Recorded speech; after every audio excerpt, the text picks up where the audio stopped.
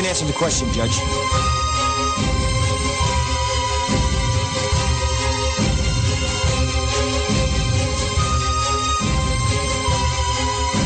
You can't handle the truth.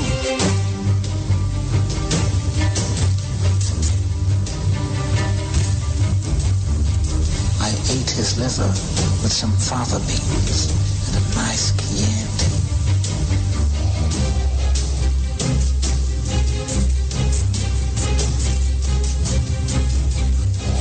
Rubs the lotion on its skin or else gets the hose again.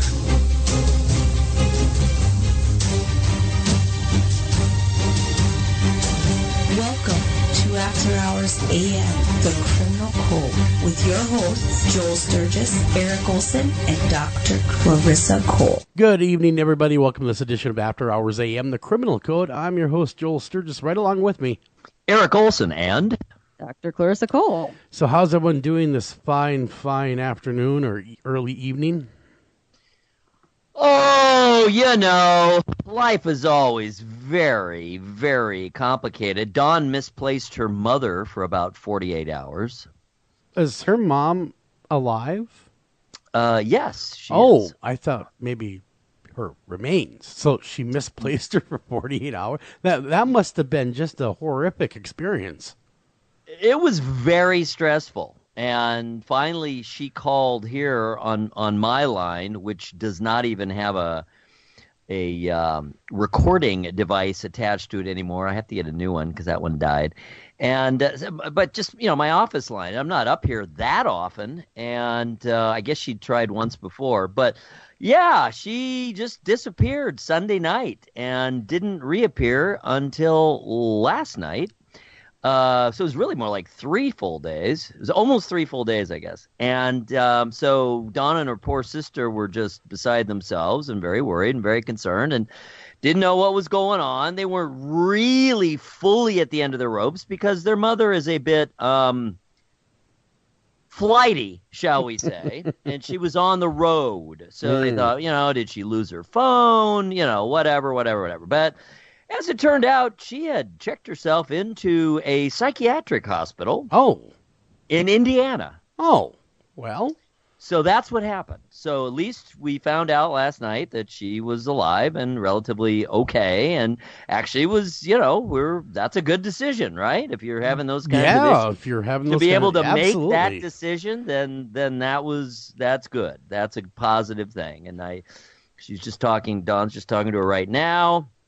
Downstairs, so I heard a little bit of that, and it's very restrictive, because she literally admitted herself, and no cell phone, and no this, and no that, nothing you can harm yourself with, and she can't even get exercise, and blah blah blah blah blah. But apparently, they are attending to that. Literally at the exact same time, my younger daughter, who is now at college, as we've discussed, down in Cincinnati. Her very best friend, oh my God, over the weekend was at a party, was sexually assaulted. Oh my God. And immediately lost her mind, basically PTSD. And she hadn't slept, she hadn't eaten in days. She has now checked herself into a psychiatric facility. This is literally over the same period of time that this was going on. So there you go. Other than that, I am okie dokie, and I would be extremely remiss if I did not mention my youngest son, Alex, who was the lead role. He was the baker in Into the Woods at the Aurora High School musical, and he did a fantastic job. He's only a freshman. He had the lead. He really came through. They put a lot on his poor shoulders, but he stood up straight and tall, and man, did he do an amazing job. So congrats to Alex. So the news is not congratulations. Yep, Thank you. Good job. So you've heard 2 very disparate the polar opposites within my life over the last few days. How about you guys? Well, Clarissa, how are you? I'm fine. I'm good. That was quick. 2 words. I'm making a monster at my house out of old Chevy. That's a lot of fun. Getting all the horsepower I can out of the old 350. Good. That's a good time right there. My dog died, but, that's too bad. We ended up putting him down because of he got attacked by a much larger dog, and he was a Chihuahua, and Chihuahuas and big dogs don't mix. And so, unfortunately, he's no longer with us, but he is with us in spirit. So, we are mourning the loss of Moose the Chihuahua in my home. Also, let's see, what else is going on in my life? Really not a whole heck of a lot. It's just work and dead dogs. I do remember one thing that does not exactly pay homage to Moose, which is sad, and I'm sorry about that. But it does sort of pay homage to the past, if you're interested. Sure. We had a garage sale this last weekend. I love garage sales. Yeah, it went well. It was fun and met a lot of people and all that. But we had an old typewriter out there that we were trying to get rid of. It worked really well. Just this old blue typewriter. We both have other typewriters, actually. Henry's got a green one. I have a yellow one. People still use typewriters? I mean, I don't mean to stop you there. I know, but... right? We're like the only people. We had this extra typewriter that we had out there for sale, and the best freaking thing happened at the garage sale. We have a bunch of kids in this neighborhood, like I've told you before, right? So the kids kind of run by this typewriter, then they come back, they look at it, then they're looking at it closer, and they're kind of touching the keys, and like, they're why fondling. They're fondling your typewriter. They are, and they're pressing the keys down, and they're like, why is nothing happening? I don't understand. And we had paper in there, and I'm like, you got to press harder. So basically, Henry had to have like a little tutorial on how a typewriter works. And there were 6 kids standing around him from the ages of, I would say, 5 to about 13, and they were all watching this. And the 13-year-old figured out how to use the typewriter. Like she really got going on it, She got a few good sentences down and was pushing the carriage return and the bell ringing and everything. And at the end of it, she looks at Henry and she's just like, "Hey, like the sounds it makes, that's sick." Yes, the joy of the old typewriter. Generational clash. Oh man, exactly. It was just the fact that she said, she's so cool too. She is one of the cool kids. She's like, "Yeah, that's sick." And then she walks away. I was like, wow, we've suddenly become somewhat cool again. Well, Who knew? You become sick. You get very sick really quickly. And a youngish millennial bought it because she wants to take it to Starbucks and use it. Oh. To annoy everyone. Yeah. Oh, okay. And I was like, yes, please do. Yeah.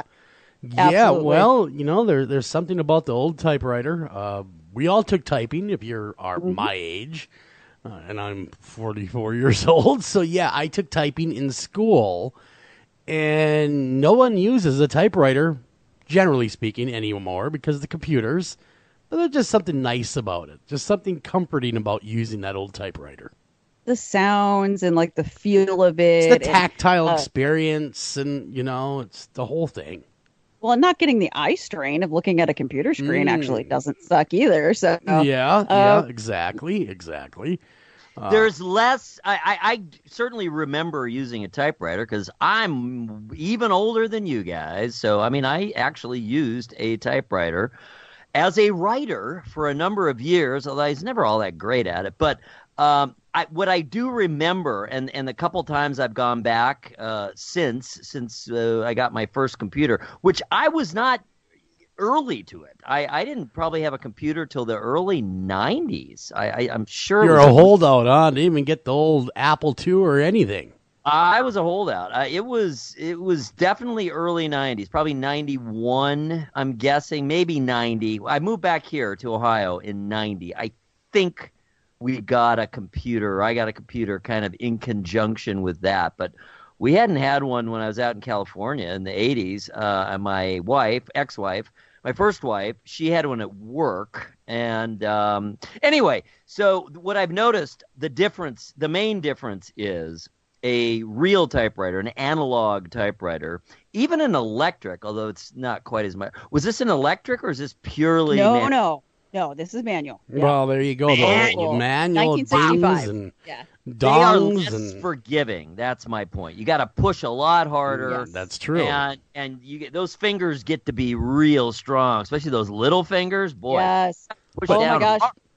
But no spell check or backspace. No, and Come no on. backspace, no correction ribbon on this one. And actually, Eric, even though I am a bit younger than you, I can beat you on the computer thing. Do you know when I first got a computer, what year it was? No. 2000. Oh my lord! My lord. You I are didn't- My lord. I would not Ow. get one. I would not do it. I made it all the way through college. I did go to the computer lab to use the computer lab's computers. I did not buy my own computer until the year 2000. Wow. I would not. I had an electric typewriter. There you go. There Yeah. you go. Wow, that is something else right there. That is something else indeed. I was gonna say I wrote a book and a screenplay on an electric typewriter. So Wow. There you Man. go. Hey, today Yeah. I happened to be at home Zowie. and I was watching Dr. Phil just briefly. And he put this blanket statement out there. Maybe you could clear this up, Dr. Cole. Everybody lies. Is that true? Is that true that everybody lies? oh yeah, Really? yes. So I mean, Oh god, yes. I guess now I think about it. all right. Next question. Yeah, I guess Yeah, that's no, a true didn't even have to statement. think about it. Actually, no. I would. The only time that I would sort of re-say that statement is that there are a couple of types of people that don't lie as easily as everybody else, and they don't do it on a regular basis. And I would say that one of those groups of people are people with Down syndrome.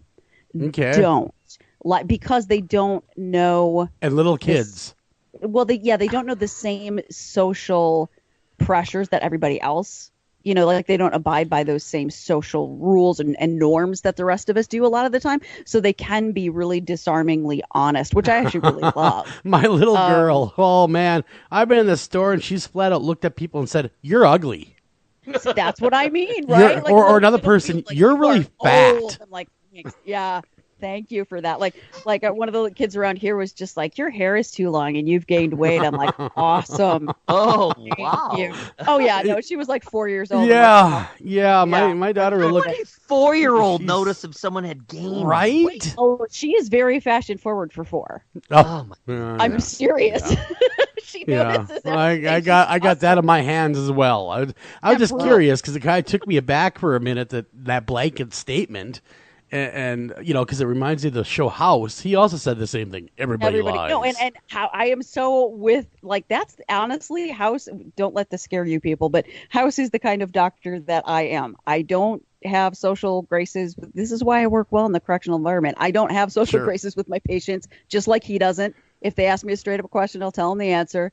But no, does everybody lie like on a daily basis many, many times? Yeah, they do. Research says that people lie every single day, many times per day. And Wow. it's usually about very little things. Yeah, that don't mundane really things. matter. Yeah. Yeah, mundane Yeah. things. Like when somebody that you don't know very well and don't like very well says, "Hey, how you doing?" You go, "Oh, good, I'm good."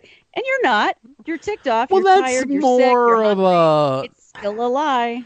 That exactly. I'm glad you both did what you just did. It's because of the ubiquity of quote unquote not 100% honesty that we have all these different gradations, and we have terms like white lies. Yeah, And fudging it. Fibbing. How many terms? Yeah. Yes, we have so many words for social lying. graces. Social graces is also similar, to be honest.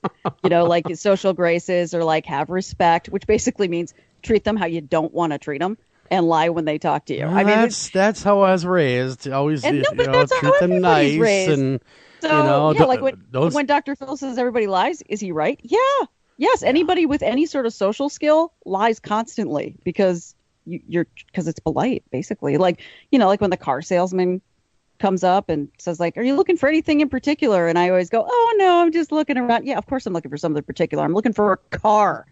Go away. That's why I'm here. I'm not here Yeah. to look at sweaters. Right? And it's like, and I usually have something particular in mind. I just don't want to talk to you about it. Like, it's, yeah, people lie constantly. I mean, and people should lie more than they do. Research also shows that a lot of people in relationships actually should lie more than they do. Well, I was in a store recently, and I was asked about the service that they were providing, and I told them that they remind me of monkeys fornicating footballs. Except I said the actual word. Oh, nice. And I just said, you guys are a bunch of monkeys fornicating footballs. It's quite entertaining, but also sad at the same time that you guys are allowed to live. Right. I know. See, you're not supposed to actually tell. Wow. I do. Well, the truth. And actually, I think that women are taught to lie. And like guys, there's that stereotype, right? That women are so good at being deceptive. But keep in mind that women are taught to lie much earlier than boys for every reason under the sun. Because that little boy that constantly comes up and hits on you or makes you feel uncomfortable. Oh, let him down easy. Oh, boys will be boys. Oh, it's fine. We're taught to lie when we're uncomfortable all the time. So when a guy is complaining about like, oh, she just lied. Well, yeah, we're taught to lie specifically to you all the time. Wow, that gives me a great feeling as a guy. So my wife is always lying to me. Yeah, because we're taught that guys can't handle hurt feelings. Oh, they can't handle honesty. Really? Really? Oh, I can. I can. No, and a lot of guys can, but I mean, just like brutally honest feedback about certain things, guys are typically not the best at taking that on the job from their bosses, from other men, from really any source. So women are taught that to stay out of danger, lie to be pleasant.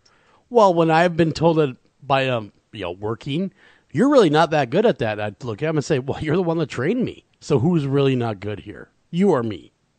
All I'm saying is that men are typically not that great. Exactly. I always come back with a snark. I always come back with a snarky comeback. Instead of going, oh, please, how can I do better?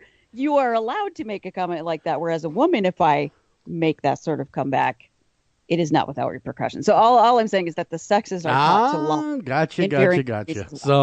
So there is truth in that statement.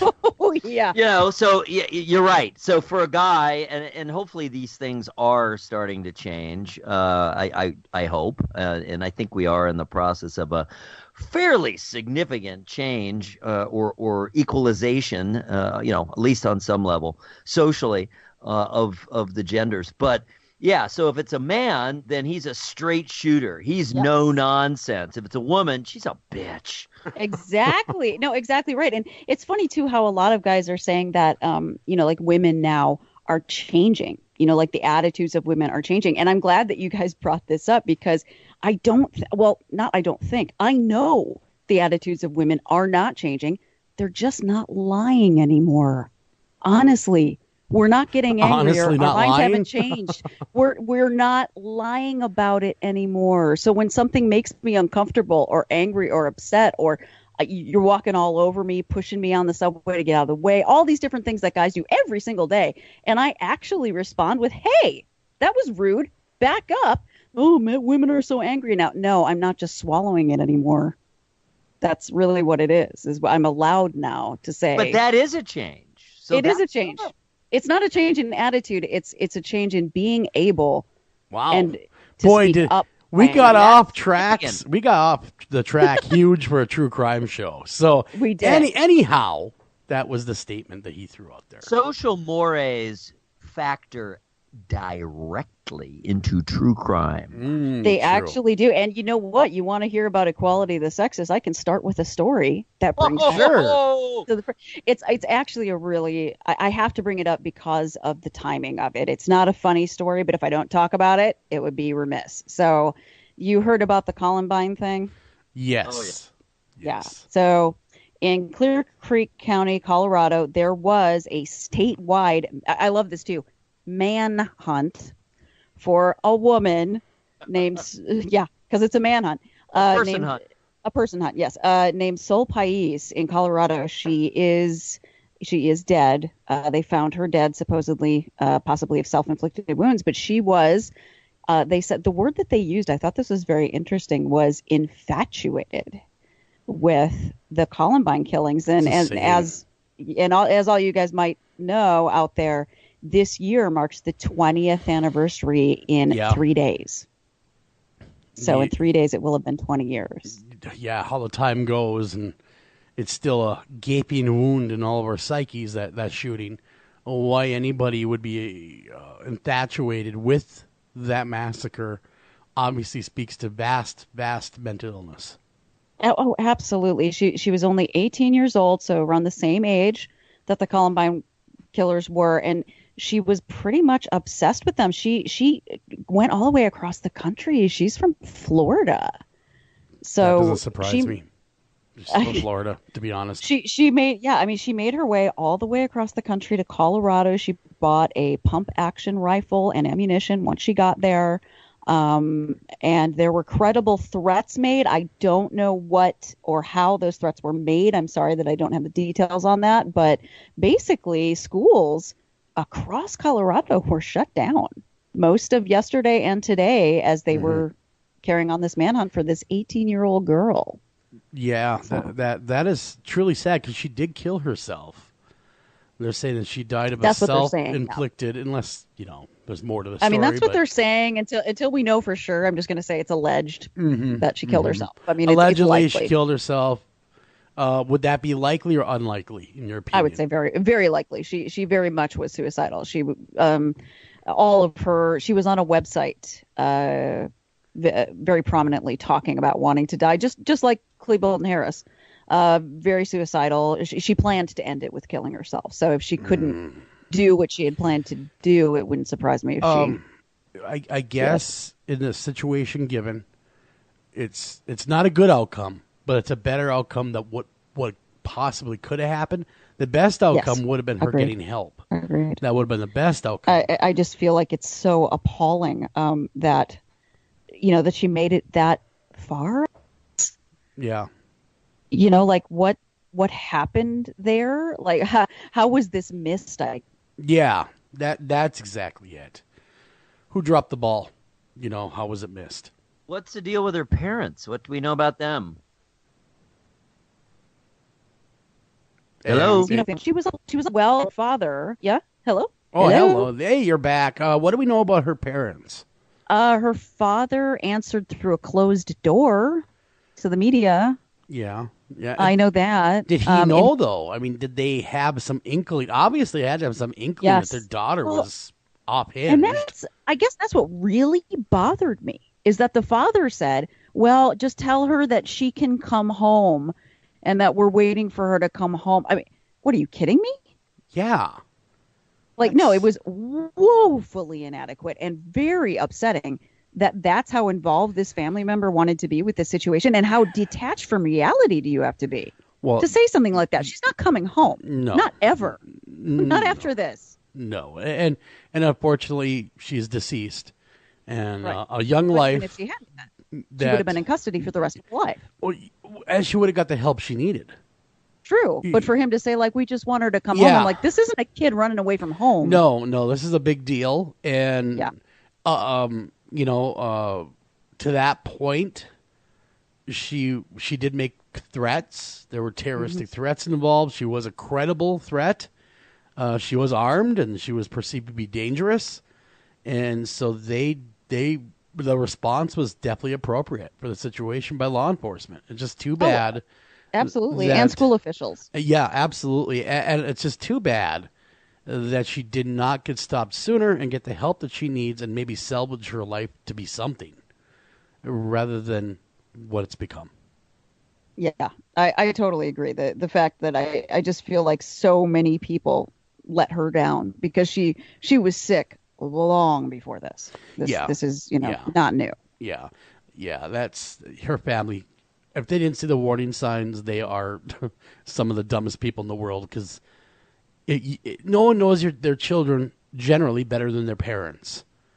And she was extremely depressed. I mean, there was no doubt about that. Suicidally depressed all the time. I can't, and obsessed with death, obsessed with guns. And why? And it'll be interesting as we go forward. Why that family dropped? They're the first ones that dropped the ball. The parents. Yes. Whether anyone likes it or not, they dropped the ball first.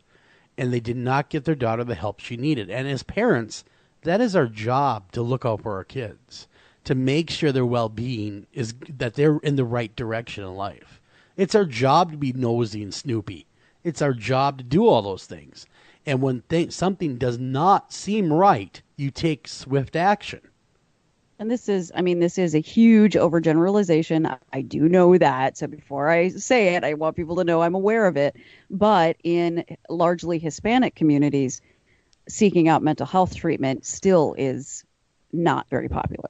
Yeah. It is still a last resort option. And we see higher suicide rates in prison among Hispanic inmates because of it, because there's such a stigma about asking for help, even when they're having floridly psychotic symptoms, and they know they are. Sure. They will not get referred to mental health because they're worried about the stigma. And something in that community outreach, that needs to change. Yeah. It needs to change.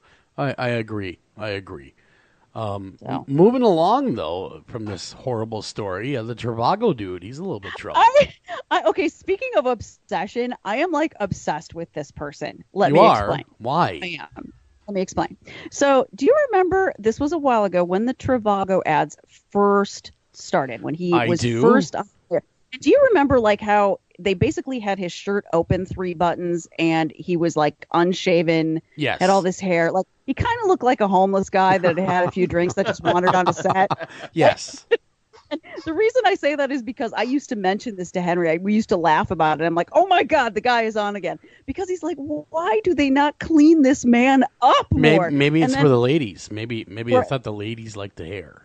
Well, as time went on, he became much more clean cut. Like as the ads got more, went on and on, he became a much more clean cut character. So when I saw that, breaking news, the Trivago spokesman was arrested for driving while intoxicated in Houston, I was like, yes! Yes! Why, yes? That was my impression of him the first time I saw him on the first a drunken hobo. Yeah, this drunk hobo just wandered onto the set. And he's talking about Trivago. Well, he's a drunken hobo of money now. Yeah, he is. And a better haircut, some manscaping. Sure. Yeah, it's all good. Sure. So he gets arrested for DWI. Yes. In Houston, Texas. He failed.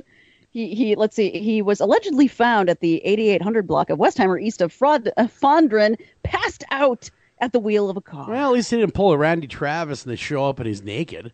At least he had clothes intact.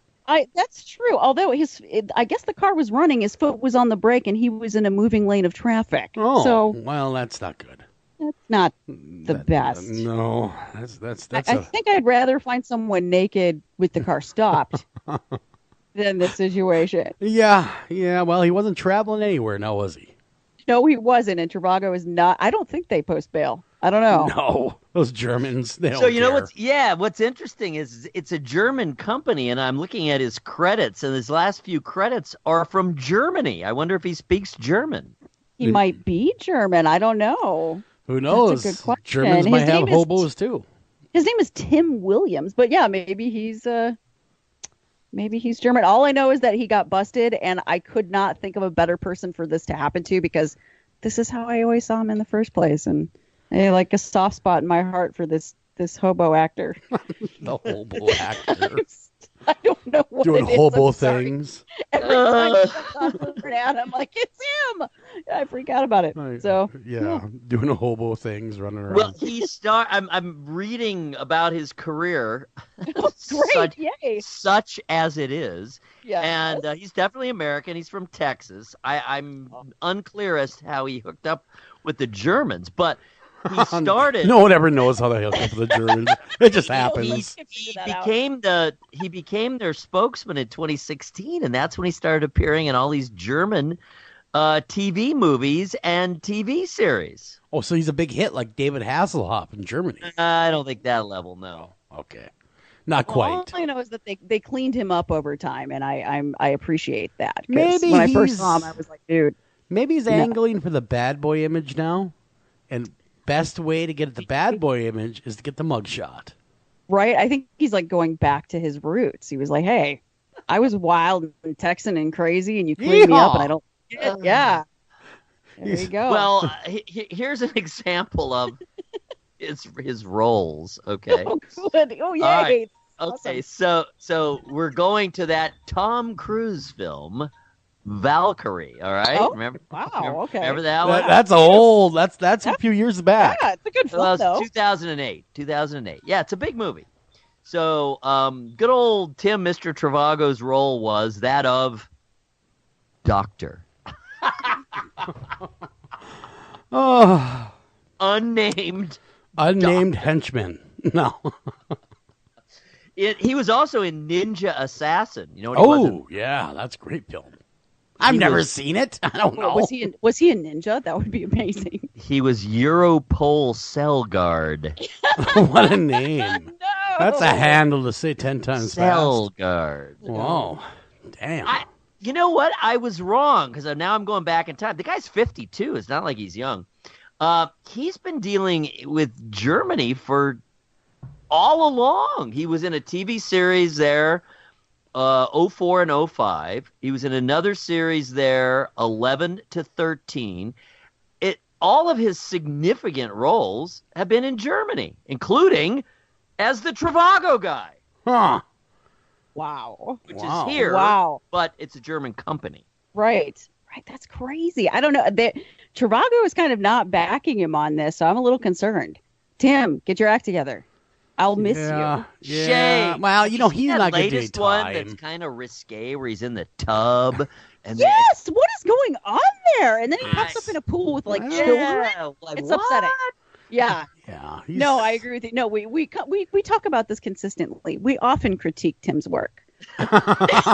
Well, but he's richer than any of us, so kudos to you, Tim. I'm sure he is paid well. I would imagine.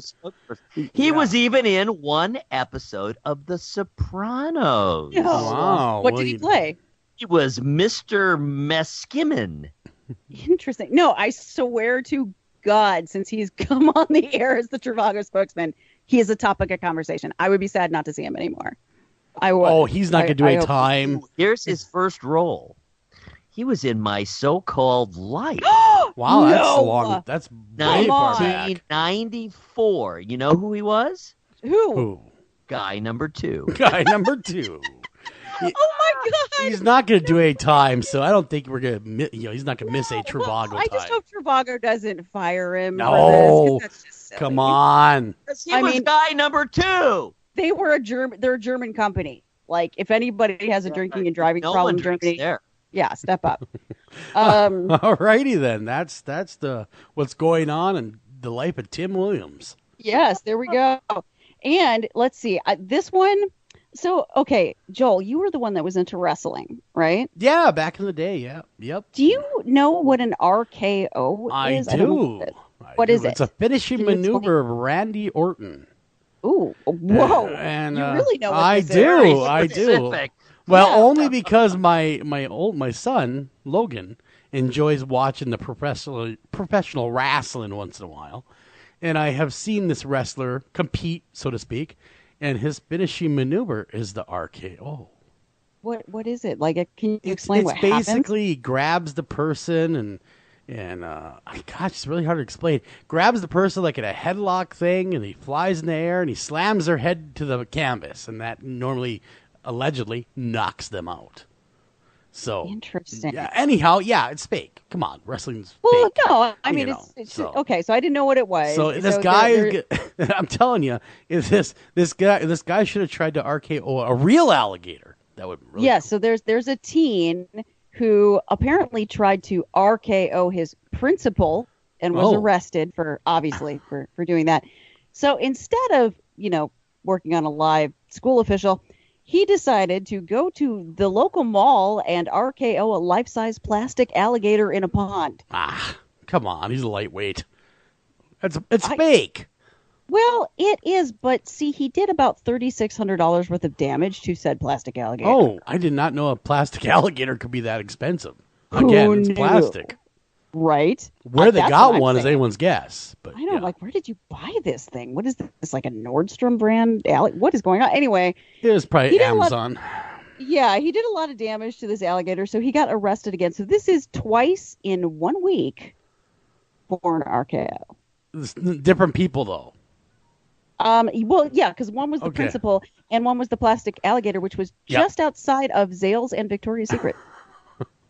Well, I guess the guy loves his wrestling. What can I say? It's crazy. That people were like more upset than one might think people would be. Apparently, apparently it's a collaboration between the Miami Zoo and this outdoor mall. Gotcha. And so it's like a big advertisement for the Miami Zoo. So I guess they're not happy. Well, I would imagine they're not. Number one, wrecked the alligator. That's several thousands of dollars. Number two, it doesn't send the message of come to the zoo to get RKO'd. Right? Yeah. So the Miami Zoo director said about this teen, he's obviously got some issues. Desperate for attention is what he is. Yeah. I would have to agree. He needs some attention. Maybe he wants to become a pro wrestler, and that's not the way to get into it. How you get into it is you contact our good friend, Cocky Tommy Two-Tone, and he gets you in. Well, and then there's like training, like dance training. Yes. Sure. We had the wrestlers on, remember? Yeah, wrestling, and all this sort of thing. Like you got wrestling, you got dancing, you've got like taekwondo, you've got, just MMA sort of skills. Like, yeah, there's tons of, you got to actually work at it. You can't just take a cell phone to the mall. Okay. No, I did know a couple of MMA guys, and they were nuts. Yes, they are. I was married to one, so. Yeah. Wow, man. Yeah. Okay. Yeah. How? That was a wait long, a minute. How does a girl ago, like you get hooked up with a MMA fighter? I mean, what? That's a question for the ages, really. Yeah. He was known for breaking people's ribs. And you're like, I find that attractive. This is the first I have heard that particular husband identified. Yeah. So now we're gonna. Yeah. Well, we're just asking. Inquiry minds just want to know. Say an identifying feature. Yeah. Yes, he was professional. Really good. Very, very, very good at what he did. But just not a good human being. Issues. Okay, we'll leave it alone for you. We don't leave it at that. Yeah, we don't want to probe any deeper than we need to into your but suffice life. it to know that if anybody ever wants to watch MMA with me and you think I don't know what's going on, you're wrong.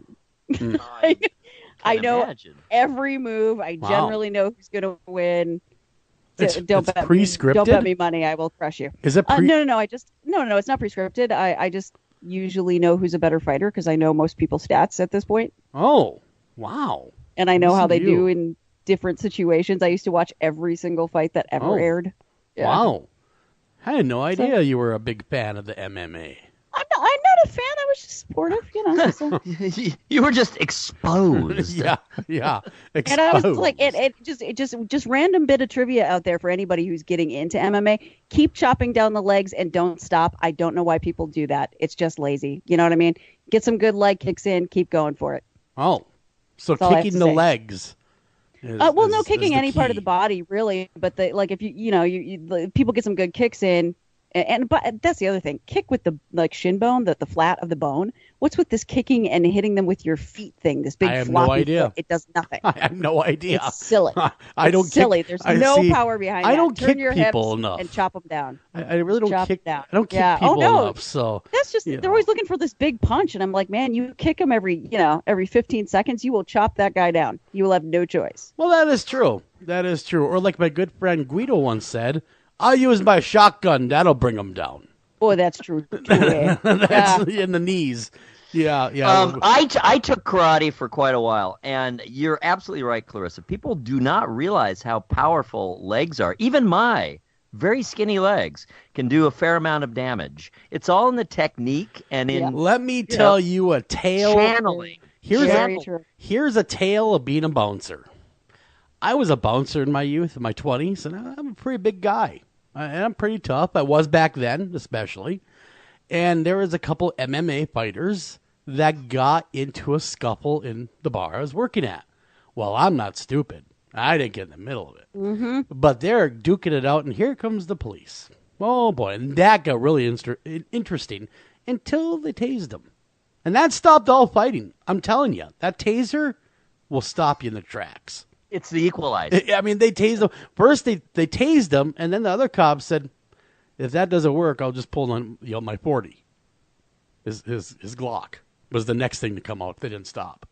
And then once I thought you meant a 40 ounce. No, because these cops were, because they were actually very violently aggressive, and because they're so well trained, they're technically considered deadly weapons.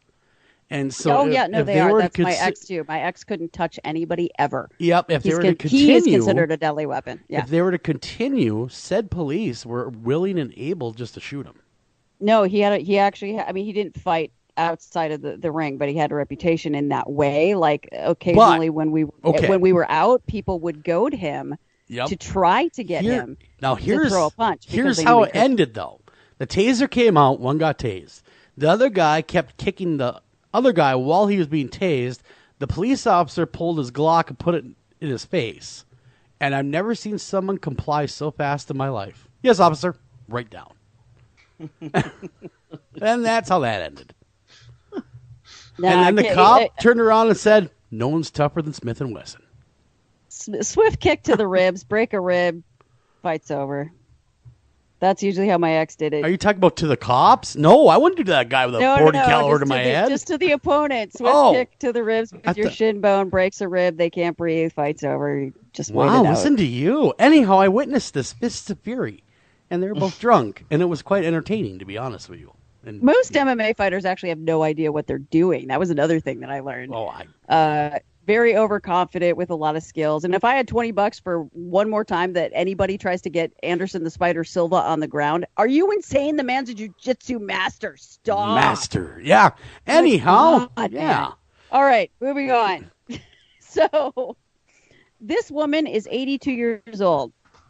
She is from Leesburg. I don't even know where Leesburg is, but she is a fan of vigilante justice. Oh, yes, a granny with a heart of justice. Yeah, man. So apparently there was a neighbor who, I guess, you're not supposed to park like on the street in this community. So no street parking. This is not allowed.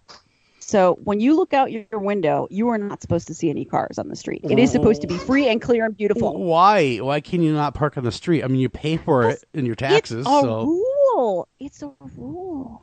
That's a bullshit. I mean, that's a bad rule. Joel, it's a rule. I don't care. I mean, I care, but it's just a stupid rule. You would suffer Margaret Moore's vigilante justice then, is what would happen to you.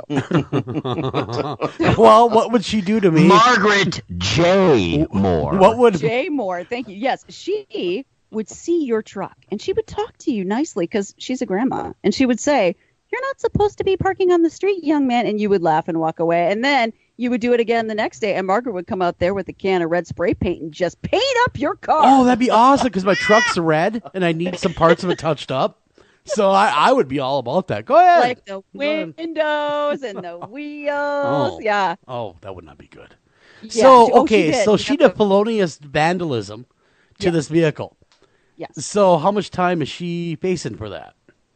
Oh, it's not really full. Basically, do you know how they tracked her death? This is the best part of the story, hands down. Red-handed? So yeah, exactly. So there was red spray paint on the truck's windshield and body, and a deputy went to her home after he saw, quote, spots of red paint in the cup holder of the arrestee's golf cart. A golf cart? Wow. She put the spray paint can in the cup holder of her golf cart, which is what got her busted after she did this. And I'm like, I don't know if I'm supposed to be amused at her antics or like impressed with the deputy that recognized this. Like, wow, man, are you watching Cop crack? Runners or what? That's some crack police work right there. It actually is. So he goes to her house and he knocks on the door, and when she answers the door, she actually said, "You're here because I spray painted that guy's truck." Well, yes, I am. So they arrest her? They did. They did arrest her. She's got a very cute little mugshot. Yeah. She does. And so they arrested her, but it's, they're just going to, they released her on a $2,000 bond. She was also charged with resisting law enforcement without violence. Wait a second. Wait a second. Do they treat cute? No kick to the ribs. Yeah, Huh? I was gonna say, do they treat cute little senior citizen ladies differently than anyone else? Yes. No. They do. Justice is supposed to be blind. I want her tased, and I want her beaten. Justice is not blind. And you It know is what, though? not. Like, if I tell you about how many guys that I read about that have multiple mischief type convictions, you know, like when they were late teens, maybe early 20s, and they get off with a slap on the wrist, and then they go on to commit multiple murder. If I had $1 for every time I read that. So in general, people don't get in very much trouble for stuff like that. She didn't either. So But I'm saying the resisting arrest normally elicits oh, quite the the resisting. response. I agree with you. Yeah, no, I agree with that. I've seen Cops. I see what they do. The show Cops. They throw you on the ground. Exactly. Well, you know what her resisting arrest was. To Do you? to walk away in Don't a you? brisk pattern. You want Pattern? some tea? Is that- No, she refused to open the door for a while. Her front door. That's all. Ooh, so that means she barricaded herself in. That means that she's that should have brought a SWAT team in, because now she's barricading. So, all right, she's in the house. The deputy knocks on the door. She says from behind the door, "Go away. I am not available to speak at the moment." I love her. That does I not love her so work. much. That does not work. Eventually, she opened the door and, in fact, spoke with the deputy. Oh, well, see, yeah, that's not. You're right. That's not that big a deal. They wouldn't. I'm surprised they even noted it as Kidding a charge. me? We see that all the time, where someone barricades themselves in the house and they bring the SWAT team in. It's not like she barricaded and they're herself shooting with a tear weapon. gas through the windows, and come on, Come on, lady. come out here. Okay, My gosh. So Throw I kind of look up to her a little bit, out there. she's a I think criminal. so. She's a I know. criminal. but I still, you know what though? Like if I make it to 82, you bet I'm doing a whole bunch of weird crime because No, in all 82? reality, I think that the officer he assessed the situation and the danger he might be in, and acted accordingly. I agree. And there is, okay, so Eric, you are are you connected up with A&E, or is it just like Investigation Discovery? Like how many channels do you talk to on a regular basis? Oh, he's all of them. Right? Sometimes. I mean, I'd like more often. That's actually one of the things I need to get back to is more regular, steady communication with all potential outlets, because that's how they know what you're doing. Mainly we got to just start sending out the newsletter again. But, everything takes time and effort. But we're gearing toward that. I don't know if we've really told anyone, and I'm sorry to give such a lengthy response, but we're going to be making some fairly significant changes. We're pretty excited about it heading into May, and we will absolutely be letting everyone know all about it. We'll be sending out the newsletter, and we'll be sending out press releases, and we'll be letting people know. So, but back to your question. Yes, I do interact with A&E, though I don't think I have directly spoken with them for a while now. Well, apparently there is a Texas sheriff's commander was on a show that A&E produces. It's a To crime catch a type predator. show. To catch a predator. No, I wish. No, it's called Live PD. I've never seen it. Never seen it either. It's called Live PD, and a sexual harassment and improper conduct grievance was filed against the sheriff's office against Commander Steve Deaton, because according to the grievance, Deaton was in a shift briefing with 20 deputies, and he started making sexual remarks about one of Live PD's female producers, and basically offered a bet about who could sleep with her before her shift with the show was over. Oh my! Oh, that'll get you in trouble. That was. You think? That was a Me Too moment. Yeah, that he should have shut up. I bet she's not employed anymore. Well, let's see. Dean began to explain how the Live PD exchanges producers after each season, and he said it was his goal to have one of his deputies have sex with that producer before she left. Oh, well, what is he being faced with now? His horrible face in the mirror every day. Well, what I'm saying is, what charges are coming down as a result of the way he was speaking? No, there's just a sexual harassment conduct grievance, which I'm like, really? That's it? Oh, we got a big thing in Minnesota, by the way. When you're done with this, I got to talk about it a little bit. Yeah, I mean, this guy is a commanding officer that is essentially telling deputies in law enforcement to make it their goal to sleep with somebody that films a show about that. Like, I'm not even sure what charge that would be, but I am pretty darn sure that it should be more than just a little sexual harassment grievance. And if I could just post his picture, Steve Deaton. Oh, look at him. Look at those white little teeth. If everybody wants to look him up, please do. He's in Williamson County, Texas. And Those if you ever white little teeth. White little teeth. If he ever pulls me over for anything, I think I'll talk about the funny bet I have with how many people could sleep with his wife in the next couple of months. Because if you can instruct deputies to do that, I can have a monetary poll about how many people can bang your family, right? So let's just I'm sorry, but pig doesn't even begin to get down to how I feel about people like this. I work with law enforcement. For the most part, 90% of them I look up to. I think they do a terrifically dangerous job, and they're amazing. So people like him give everybody a bad name, and they have no place wearing a badge. So here's one that's going to make your blood boil. Oh, no. So do you remember a few years ago, maybe 2 years ago, a year ago, when the police officer in Minneapolis, St. Paul area shot the unarmed Australian woman in the alley? Yes, I do. Yes, I do. I remember that. That was Mohammed Noor was the officer that shot Justine Damond in the alley. Okay. And so Mohammed Noor ends up going to trial. It's still going on. But the police and the whole entire department refused to cooperate and refused to give any statements, and went so far to even give mistruths to investigators. The whole department would not speak about this incident because they're all trying to protect the brotherhood of police. Wow. What kind of bull is that? This lady lies dead in an alley, unjustly shot, allegedly, by Mohammed Noor. You turn around, and the same police that are supposed to serve and protect rally around one of their own instead of protecting the people that freaking employ them. No, and there is that, and I've heard that. Believe me, I've heard that for 13 plus years now. This thin blue line, this idea that right, this idea, and they've actually said that to me, like, oh, there's a thin blue line. Like when somebody, because I've been in the really unfortunate position when I worked at certain institutions of having I wasn't implicating officers. It was their conduct that implicated them, but having to call them out on that, and the whole thin blue line there, and I always argue that no, the thin blue line is there to protect officers that are doing their job rightfully. Officers that are acting outside of the law don't deserve your protection, and they give everybody a bad name, and on top of that, they endanger everyone. So why would you want to protect them?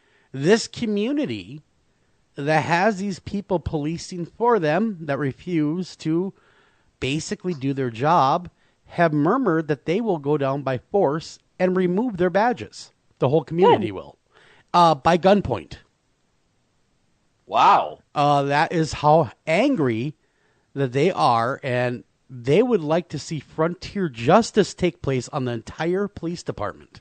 And they absolutely deserve it for holding a line for somebody that isn't doing his job. By law, you can do that. Yeah. No, especially if they're doing something unlawful. A little-known thing in the Constitution protects your right to battle against, let's just say, this situation. That is why, for instance, and I know it's not popular, that's why the Second Amendment's there, is so you can go take your government back. And that is a branch of that government. They are not doing their job. And so now, if I'm understanding this correctly, the populace in that town would be just in doing so. Yeah, no, they would be just in doing so. And I mean, if they're not doing their job and they're standing behind somebody that's obviously dirty, I mean, it's always scary. And I have told people this before, that the only death threats I've ever received have been from cops. So, Now, from what I understand, there's 800 people signed a petition to be one of them to go down and forcibly remove these people. 800 people. Good. Are looking to march. If they're not, and by the way, if they're not listening to that, if they somehow think they're above the law because they have a badge from a small community, I am laughing at you right now. The NAACP, all these different groups, they are going to flock in at some point, and they're not just going to take your career and your pension. You won't be able to work anywhere ever again. No, I would think the feds would be called in. No, they will. They will. But that's what I'm trying to say. The They feds will are be involved. eventually. They are the ones doing Yeah. the investigation. And these cops will never be able to work anywhere ever again. And if you think your friendships are worth more than your pension and your family, absolutely go for it. but hypothetically, let's just say bloodshed does come out, and these people, these taxpayers, do indeed make good on their threat, and they do open fire. At what point would that be a crime, or would that be just simply following their rights? I guarantee you that would end up being a crime. There is no way that they will allow that to fly. No, you can't open fire. I mean, you can say that you want people to leave their post, but by the way, you shouldn't be going in armed. And if you are, that's wrong. No, absolutely. It's wrong. You can go in force with all 800 of you. You cannot go armed. If you go armed, yes, you will go to prison. You'll go to federal prison, and you'll go there for the rest of your So life. what you're Don't saying go is armed. they would arrest 800 people.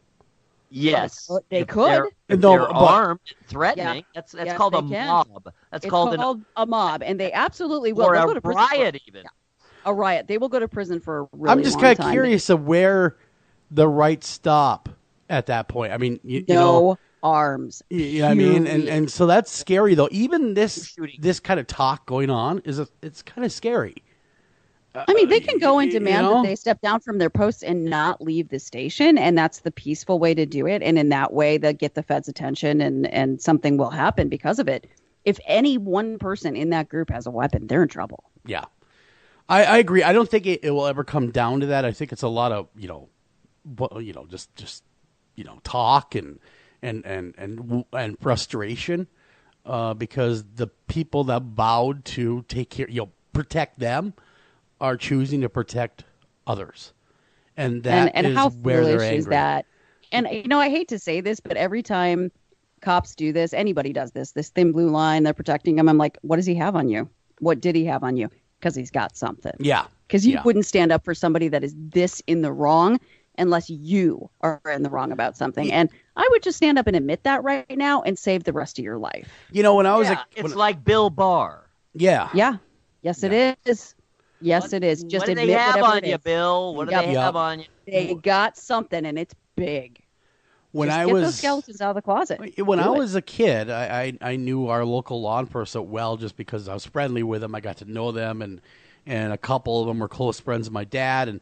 And I remember the big guy, the big chief of police in my small town, talking with him about law enforcement. I must have been 16.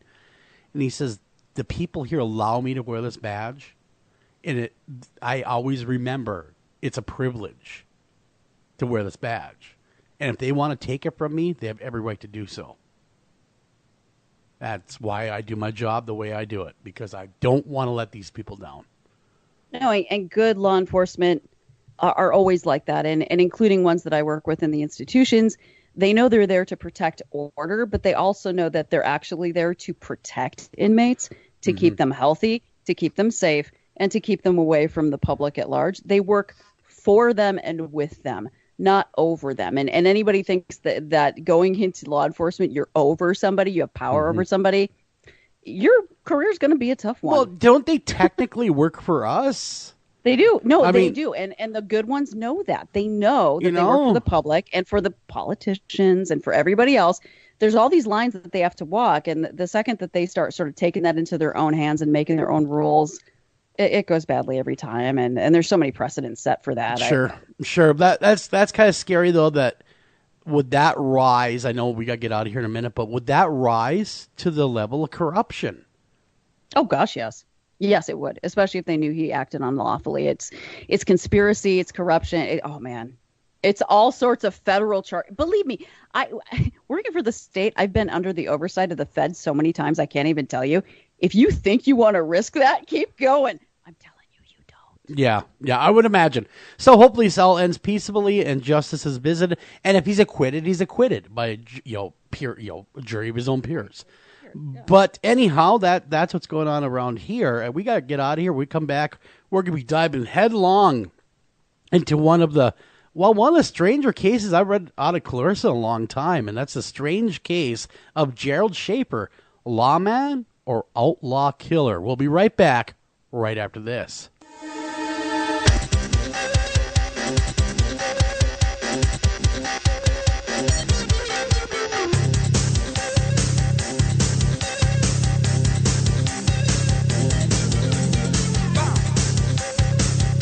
Hi, Tom Bodette. If you can hear me, then you have an internet connection, which means you can do cool things online, like listen to streaming radio, obviously, or watch a video of a monkey washing a cat. Let your freak flag fly. Or you can book a room at a great price at Motel6.com. Isn't the internet wonderful? Everything you want right at your fingertips, and whoa, did not need to see that. I'm Tom Bodette for Motel 6, and we'll leave the light on for you. Unexpected reactions to smart financial decisions brought to you by feedthepig.org.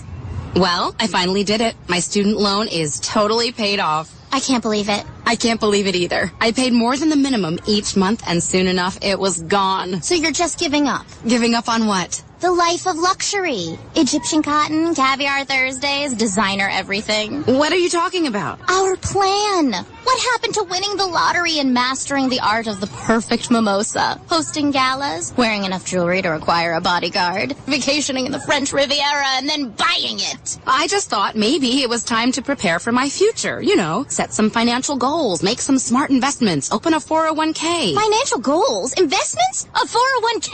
You are horrifying right now. Listen, if winning the lottery were easy, everyone would do it. When it comes to financial stability, don't get left behind. Get tools and tips for saving at feedthepig.org. This message brought to you by the American Institute of CPAs and the Ad Council.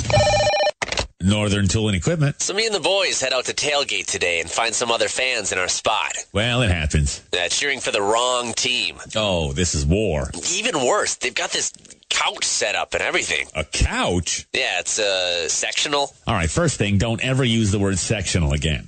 Done. Second, I want you to grab a 4,700-pound tow chain with J-hook and grab hammer. Throw that on the back of your truck. Got it. Now you're going to Hail Mary the J-hook over the end of that couch. Time to find a better spot for your new friends. That should do it. There's no problem a little horsepower can't solve. Northern Tool and Equipment. Taking a family of 5 to the amusement park can cost a small fortune. Oh, yeah. So to save some money, we thought, hey, let's bring the amusement park to us. Yeah. Go ahead. All right. Step right up, young man. Are you ready to ride the wacky waterfall? That's just the bathtub with the shower head running. Nope, it's the wacky waterfall. It's the shower, Dad. Waterfall. Wacky. There's an easier way to save. To get a free rate quote, go to geico.com. Then buy online, over the phone, or at your local Geico office. Green light. Hey, girl. School zone. I'm getting hungry. Car changing lanes. You want to meet me for pizza? Stop sign. Intersection clear. Yeah, street. Pizza sounds good. Ballin Street? Girlin Street!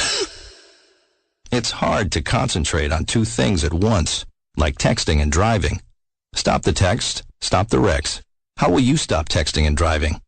Tell us at stoptextstopwrecks.org. Brought to you by the National Highway Traffic Safety Administration and the Ad Council.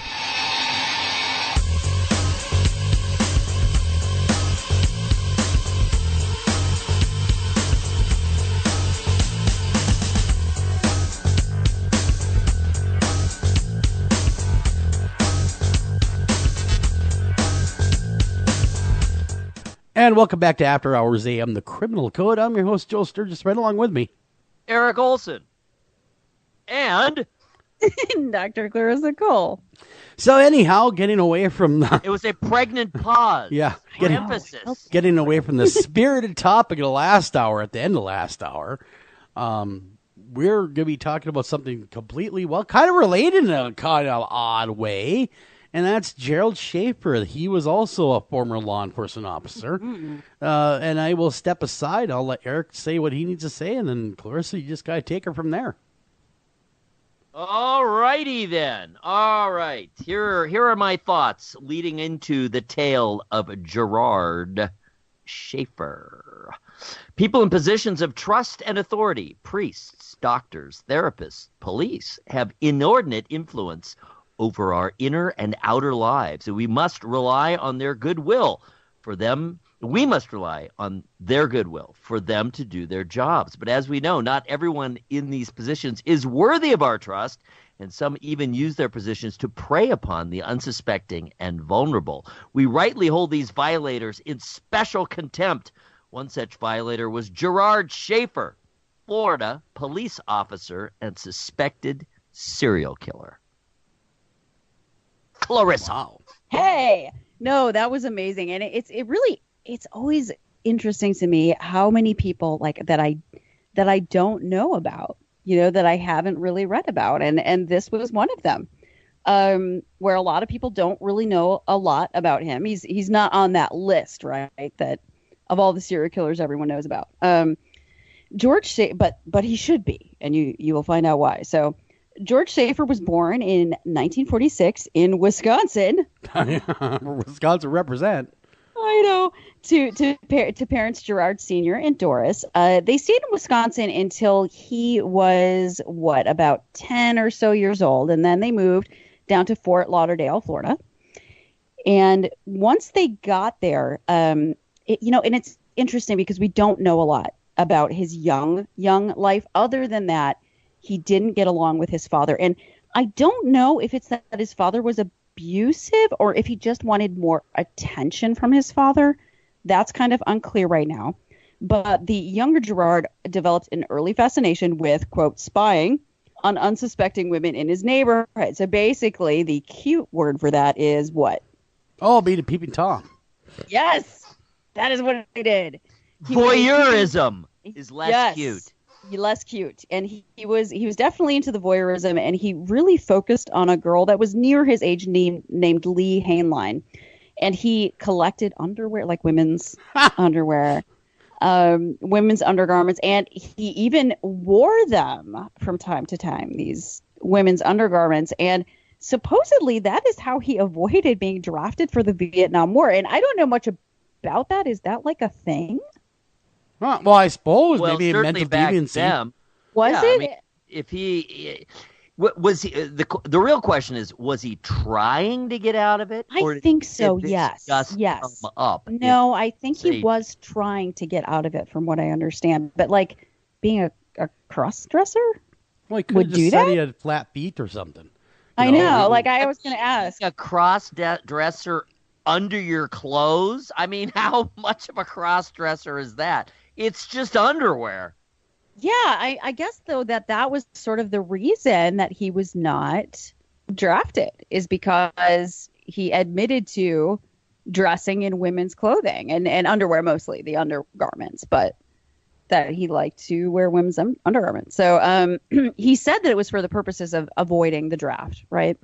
But also, and this is kind of interesting, so read into this what you will, Freud followers. He basically said that it was because his father really favored his sister. He felt like his dad was close with his sister. He really was jealous of that relationship. And so he always wished he'd been born a girl.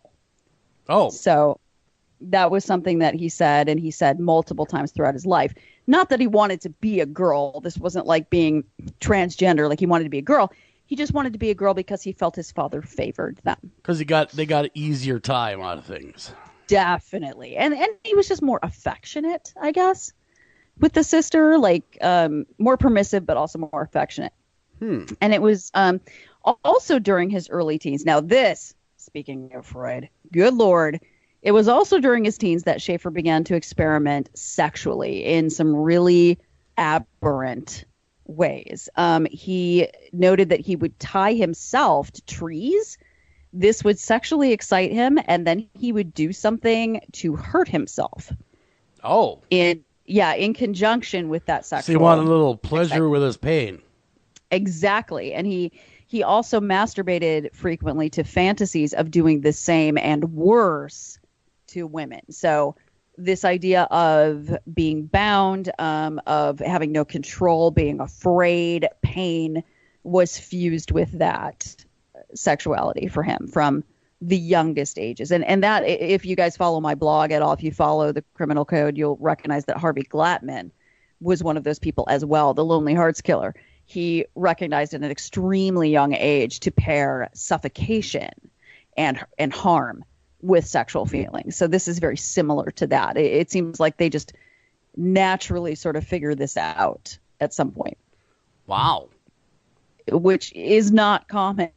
Usually it's because of abuse. Usually it's because somebody else pairs pain with sexuality for them. And we don't know in Glattman's case if that happened, or with Schaefer. I mean, they were born a really long time ago, and maybe they're not admitting to some sexual abuse that they suffered. But maybe it was just a natural urge. We don't really know. But seeming to sort of like fight against, and you know what? I got to hand it to him in his early life, because I feel like Schaefer tried to do a lot of things to fight against what his darker side, what his urges were. So seeming to fight against these, like, okay, I am not familiar with this group, so please tell me if I mispronounce it, because I might.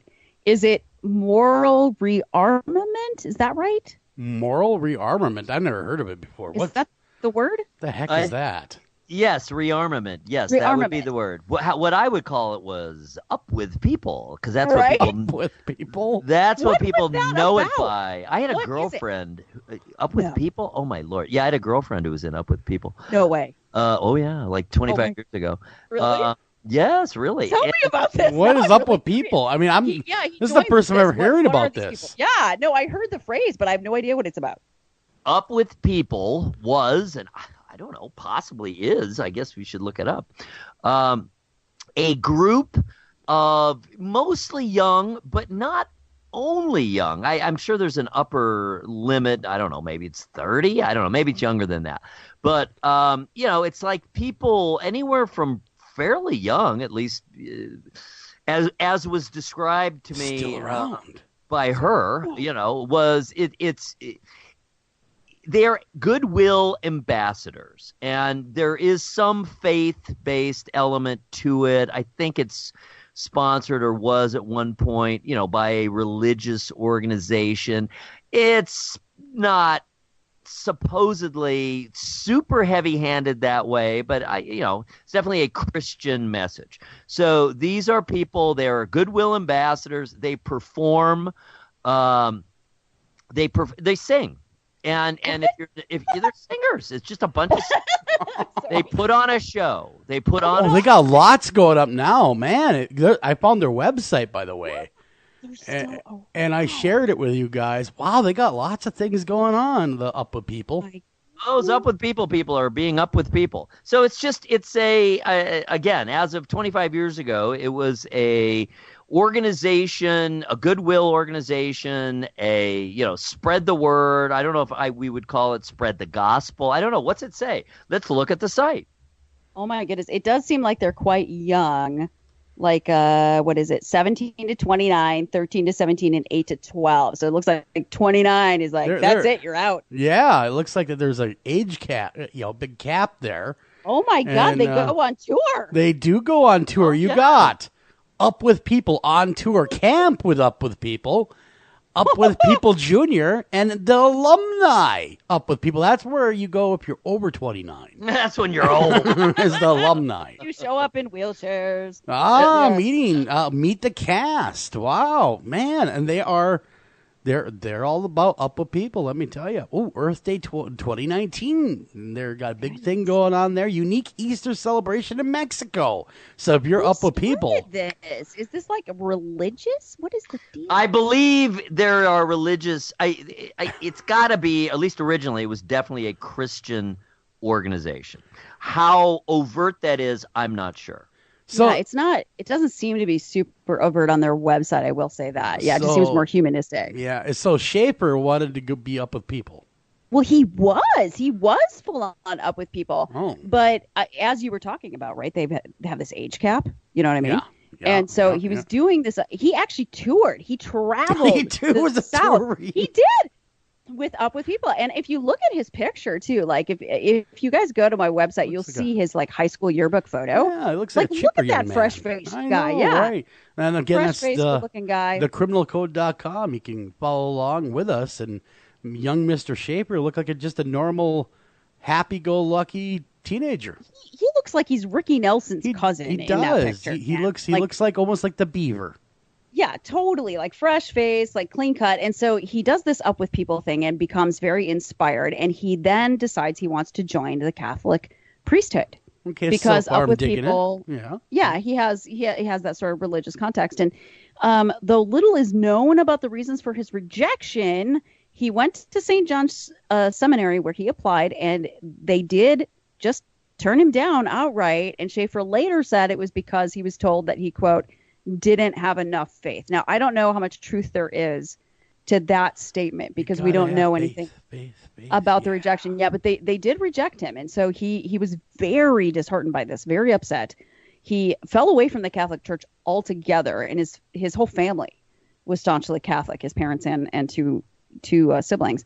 So next, Schaefer applied to become a teacher, right? Mm-hmm. So it's very interesting. You have this person that has these extremely dark, very aberrant urges that he was indulging in some ways by being a peeping Tom and his masturbation fantasies, tying himself to trees, all that. But at the same time, he's trying to be very pro-social. So he applies to become a teacher. And specifically, he said he wanted to help instill American values in his students, such as unselfishness, honesty, and love. But apparently he wasn't very good at doing this, because he was dropped from these student teacher programs twice. And it's interesting because, back then, records about employment are not as public as they are today. Yeah. Like everything is sort of searchable, and they put it all out there for public consumption. Back then, they held a lot of stuff back. And the second time that he was let go from the student teaching position, Richard Goodhart, the supervisor, said that he outright told Schaefer that he'd better never let me hear of his trying to get a job with any authority over other people, or I would do anything I could to prevent it. Oh, damn. That's pretty to the point. Well, I would love to hear more details on what that response was in reaction to. It sounds to me like just where we are so far. This was someone who had very deviant urges. Yes. But he was aware that they were deviant, and it sounds like he was concerned about their deviancy and even made an effort to address it and to change, it sounds like. It sounds like, however, when he was put in a position where he had control or influence over others, it brought out the worst in him. It does sound that way, and there wasn't a lot available about that second firing by Richard Goodhart, but we'll get into that in the profile because I did actually, it's not on my blog, but I did dig some stuff up on that, and it is very interesting. So we will get there, but in 1968, Schaefer's still trying to do this pro-social thing, and he married a woman named Martha Fogg, but the relationship lasted under 2 years, and in the paperwork for, the divorce paperwork, Fogg cited, quote, extreme cruelty as the reason that she divorced him. So basically, he has a failed marriage, all these failed careers, and he basically went overseas for a couple of months, came back because he had an epiphany. He was going to become a cop. What? Yeah. So wait a minute. He was told by a former employer that you would never get a job. You better never get a job where you have influence over others, an authority position, or I'll do whatever it takes to stop you. So wouldn't becoming a cop kind of give him the ultimate authority over people? Well, lucky for all these other people, he kept moving from county to county, so they weren't really, it is the ultimate authority. He was just moving around so people didn't know what he was doing, and I think getting out of the teaching profession, they didn't know what he was going to do, so he eventually applied to the Broward County Police Unit, He was rejected, though, because he failed the psychological test. Well, that's it. He's out of the career. No career for him. He's obviously unstable. You know what? One would think so. And I actually used to perform these psych tests, and oh, do I have stories. You would think that it is supposed to, let me tell you how it's supposed to work. It is supposed to prevent you from getting a job as a police officer or a prison guard. Sure. Does that always occur? I would hope it does. No. I would say 50% of the time. What? It's supposed to be a requirement. A requirement. If you don't pass, if you are not psychologically fit, you are not supposed to become a police officer or a prison guard. Does that actually preclude you from becoming a police officer even as long ago as what, 2005? No. I was doing them in 2005. Half of the people that I rejected still became cops. How does that happen, though? I mean, how do they get around it? Oh, God, there's so many ways. Is it a buddy, a dad? He's my son. You know? He's the son of my buddy. His dad is a cop. He has to be a cop. God, he's going to work in this county, and we're really understaffed. We really need people. We know he failed, but it's okay. I mean, the amount of excuses that I heard to employ people and that's the thing, just so the general public's aware, it's difficult to fail. It's difficult to fail one of these psychological What tests. would cause one to fail? Yeah, it's not like the bar is so darn high that no one can pass. It's nothing like that. This test is just to find out, is this person basically psychologically stable? Mm-hmm. Are they non-sadistic? Okay.